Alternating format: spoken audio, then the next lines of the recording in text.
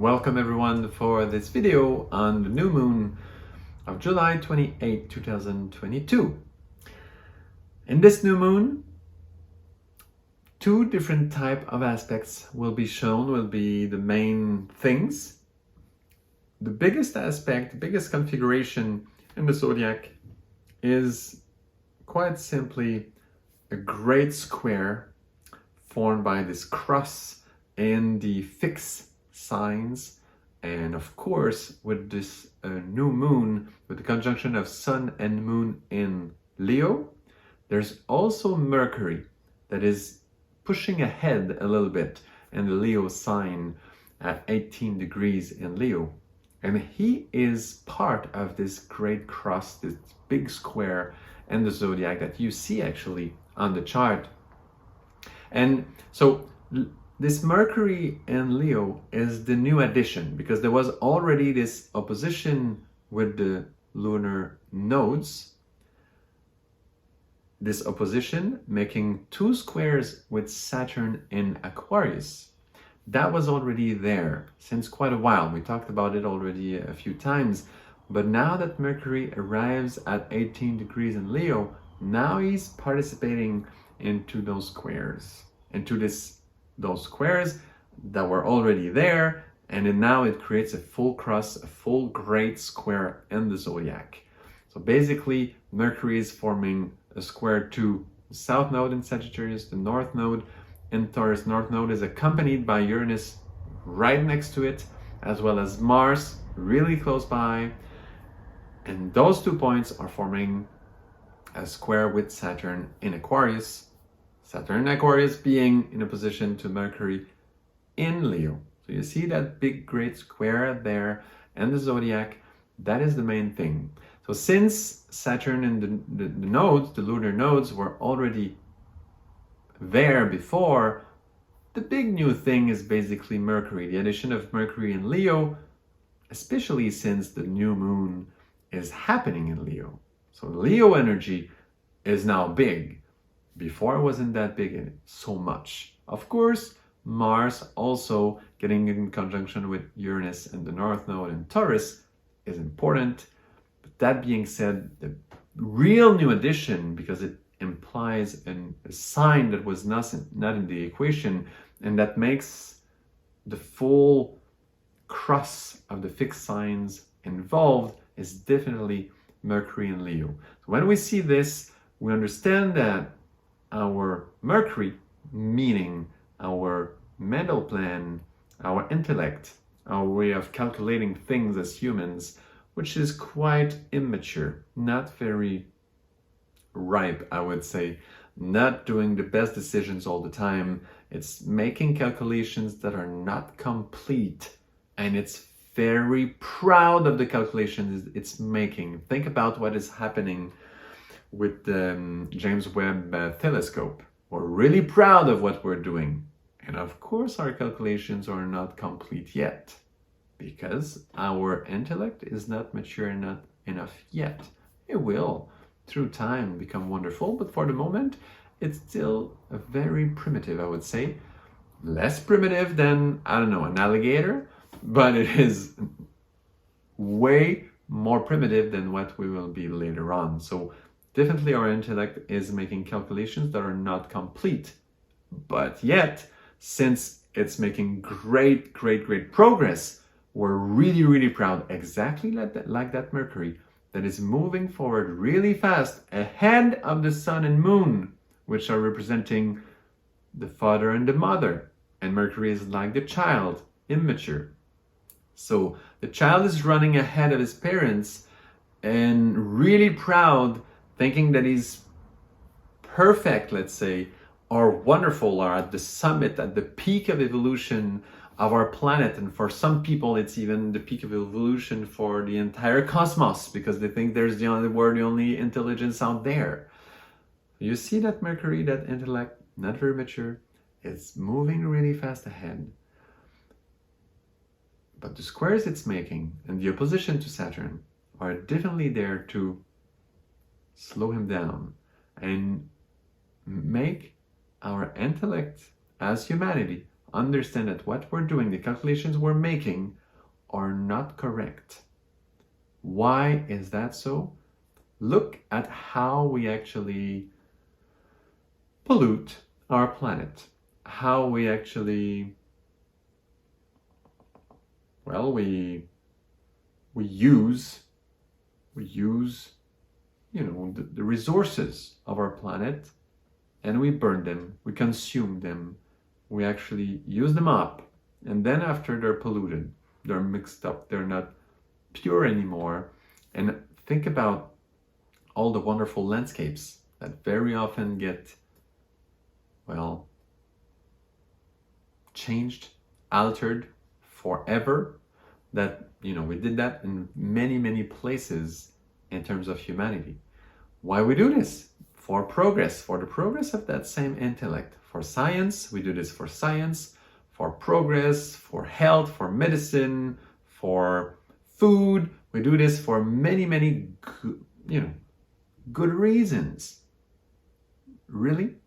Are there good reasons enough that allows us to pollute our own planet, to destroy so many great landscapes, and to also exploit so many humans as well, and animals as well? And well, let's not talk about the plants, because then nobody else are following the point anymore. But you see what we're doing with our intellect. The calculation is not complete. We do this for our own interest. We do those calculations for our own interest. And if it works, if we can kind of demonstrate that it's not too bad, we create some nuclear plans, and then, the waste, the nuclear waste, we put them at the very bottom of the ocean floor. And we think, oh, that's kind of safe for a certain number of years. And then probably we'll have the technology to deal with it. It's a weird calculation because we don't really know. And it shows us that it's a Leo energy that is really proud, wonderful energy, enthusiastic, capable. A wonderful energy is Leo, but not mature enough. Why? Because his pride needs to hide a few things on the sides or underground. Hide all the wastes of humanity right now. The Leo right now is doing this, and it shows us the level of immaturity of the intellect of humanity right now. And those squares, this configuration, this great square, and that cross in the fixed signs is saying that Saturn, with those new ideas, those new ways of understanding that it's bringing from Aquarius, we know that we're entering the age of Aquarius. Well, those energies that are happening will slow down this Mercury. And this pride will reach some kind of a limit somehow. Some kind of a, will be slowed down, will be brought to a different way of expression. There will be some things will have to change with that pride. It's a big change. Why? Because Saturn is working with those nodes since a really long time, and it's making huge shifts into what's possible for humanity. Why? Because North Node and Uranus are working together since a really long time in conjunction. Mars is getting there as well. So there's real change happening in Taurus. We know that Uranus is in detriment in, that's how we call it in English, I think. Sorry for my accents, by the way. Is in detriment in Taurus, and it's creating a huge shift into what's possible for humanity, coming from the square with Saturn, which is bringing those new ideas of Aquarius down on Earth slowly, step by step. We don't see it all over the place yet, but it's slowly coming down and becoming more and more real. So there will be, from those energies that are cooling off this proud Mercury in Leo, so hot in the fixed fire sign of Leo. This Mercury is in fire. It's just, flamboyant. It's wonderful. But the Saturn is able to cool him off and make the pride go lower a little bit and show that, there are some rules that haven't been fulfilled.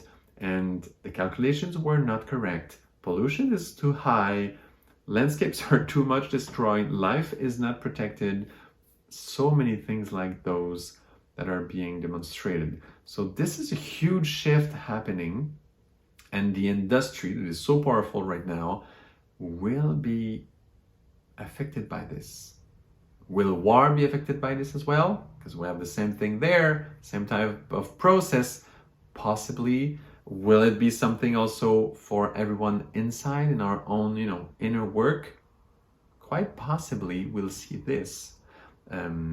Let's talk about the other configuration in this same new moon of July 28, 2022. There's also Jupiter in Aries, which is making two very interesting aspects. One is a trine with the new moon itself, the conjunction of Sun and Moon in Leo. The other one is the square with Venus and Lilith, the black moon, in Cancer. So this is quite interesting. We see that the new moon itself in Leo, and we know that Leo is a hot sign right now because of what is happening with Mercury in Leo, and we know what is happening in Leo because of what we just explained. Well, that new moon is feeding Jupiter in Aries. And if you watch the previous videos, you'll get that Jupiter in Aries is leading the way, is really showing what to do now, is really giving us a direction, telling us, oh, now we can do this. It's really moving forward. It's a strong energy. And fed by that Leo energy that is so proud, and it's a fire synergy happening between Leo and Aries because it's a trine there happening. It's wonderful. It's really strong. Usually Jupiter there with that trine, Jupiter in Aries with that trine of the new moon in Leo should be super powerful, able to do anything, to conquer pretty much anything we could think about and do great progress, which is amazing. But this time, the square to Venus with Lilith in Cancer is actually asking from Jupiter to respect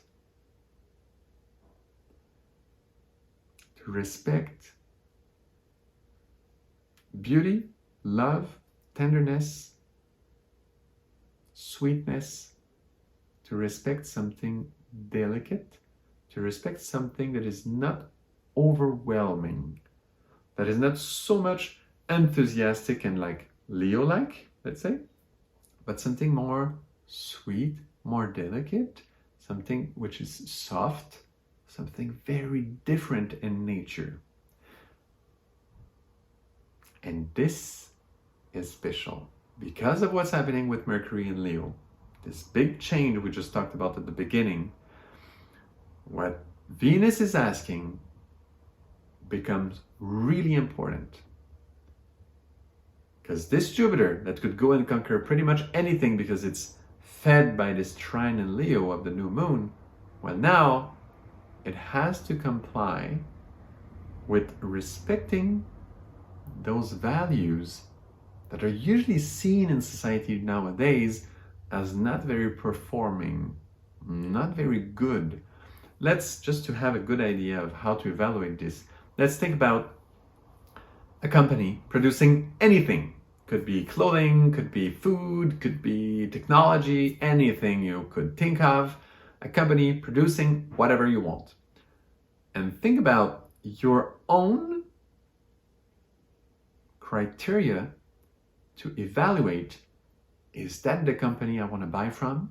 Is this the product I want to buy?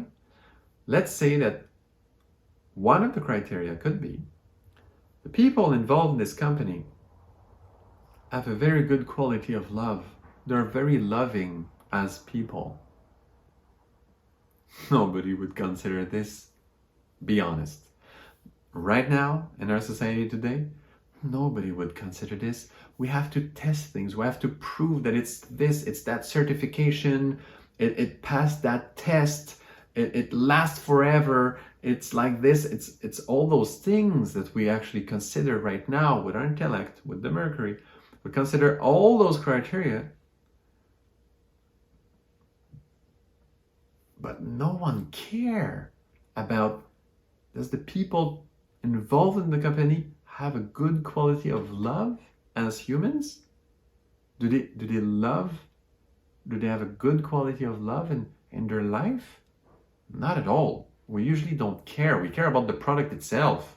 And, this Venus quality, nobody cares about it. Like those feminine qualities, they're all very often nowadays, they're pushed aside. They don't count so much.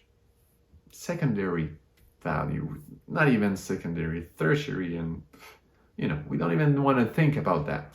Does the people involved in this company have a good quality of love? Nobody thinks about it. Well, is it cost effective? Does it last long? Does it have this certification? Does it pass, this type of security test? These are important. Does it have the proper rating on Amazon? That's where we're at right now. What I'm talking about is Venus saying, we have to consider love, sweetness, tenderness, those more feminine values. We have to give a place to that energy. And if we don't, that black moon, that Lilith, in conjunction with Venus, has the right to show Jupiter that what he's doing is not correct. And this is the power of Lilith. Lilith is asking for fidelity. We have to be faithful. We have to be faithful when the black moon, the Lilith, is involved. And faithful with what? Faithful with Venus, because it's the conjunction there. Faithful with the values, the qualities of Venus. Usually Jupiter in Aries, fed by this trine of the new moon in Leo, usually never does respect those qualities of Venus. You just heard what I described. Isn't that true? It's obvious for almost everyone. Nobody would respect this. Think about it. It's this company. Your criteria, yes, does the people there in this company has a good quality of love in their life? Nobody asks this. Never. If they were the closest to this would be, does it have good environmental practices? That would be probably the closest to a Venus value. But it's far. Even this is far away. So that's the topic. And this Jupiter leading the way through many things in life, worldwide, because this Jupiter in Aries leads the way for the government, leads the way for the big companies, leads the way for the families. A family, there's, some leader there in the family that is deciding things for the family. There's a leader, there's leaders everywhere. We will not eradicate leaders. It's always there. There's Jupiter in Aries, and it's leading the way for sure. Now that leadership energy is receiving the square of Venus and Lilith. And it has to comply with those qualities now. So this is very special in a time where Mercury in Leo is receiving this slow down energy from Saturn and those squares, this great square and the cross and the fixed signs of the zodiac. So you follow this, it's quite amazing what is happening for people that have, different values than what is usually out there in society. Well, it's a time where those values will be, put ahead a little bit. Of course, it's not a type of value that will, impose itself usually. But now it will be showing somehow. We don't know exactly what will put it, externally what will happen exactly. And I'm no clairvoyant, I'm just astrologer. So I'm telling you what is happening.